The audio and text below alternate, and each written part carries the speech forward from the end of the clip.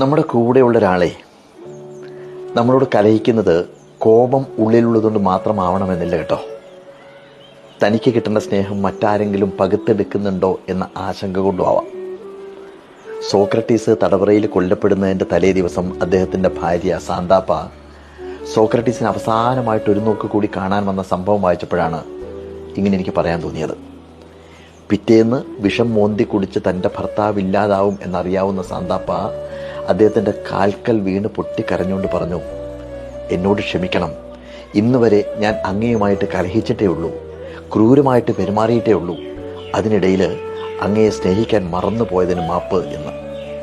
Socrates പറഞ്ഞു, സാന്താപ്പ, നീ കള്ളം പറയുകയാണ് എന്നെനിക്കറിയാം.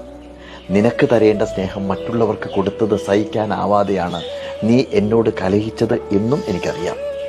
എന്നോട് നീയാണ് ക്ഷമിക്കേണ്ടത്. ഇത് കേട്ടപ്പോൾ സാന്താപ്പ നിയന്ത്രണം വിട്ട് നിലത്ത് കിടന്ന് ഉരുണ്ട് പൊട്ടിക്കരഞ്ഞു എന്നാണ് കഥ. അതുകൊണ്ട് ഒപ്പം ഉള്ള ഒരാൾ നമ്മളോട് കലഹിക്കുന്നു എന്നുണ്ടെങ്കിൽ വെറുതെ ഒന്ന് ചിന്തിച്ചു നോക്കുക. അവർക്ക് കൊടുക്കേണ്ട സ്നേഹം മറ്റെവിടേക്കെങ്കിലും ചോർന്നു പോകുന്നുണ്ടോ എന്ന്. Download ShareChat.